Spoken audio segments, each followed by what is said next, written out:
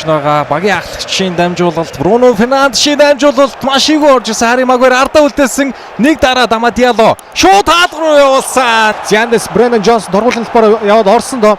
Доогуур суулгасан Андре Онана дээр ирсэн. Араас гуйдсан хаалтанд орсон. Диалло баруун зүгүүрээр нэг хамгаалагч эсрэг түрүү дараад орсон. За их гой уураа түрүү явуулсан да. Родриго Бентакур. Орж ирсэн. Брендан Джонсон хурцлаас ойгоо юм байна. энэ дээр нэмсэн юм байна. Бруно Фернандешийн дамжуулалт хөөргөд өгсөн. Нилээ игүү дамжуулалт хамгаалагчнаа тулцсан.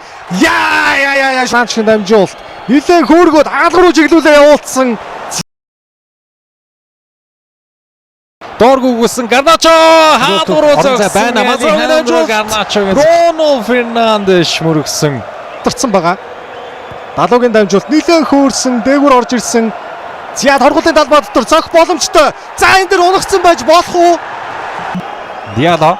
Амад Диаллогийн хөндлөн дамжуулалт орж ирсэн. Аюултай газраас зайлууллаа.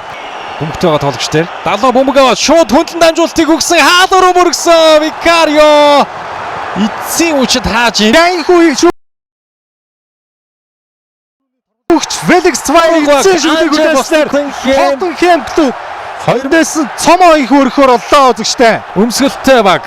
Хөгжөөн дэмжих тоглолт тасалжуулагчийн Spurs. Оны цом өргөх хөвтэй байсан хүмүүс тасалжуулагчаар удирдуулж 2008 хойш анх удаа лигийн аваргаар тодорч байна.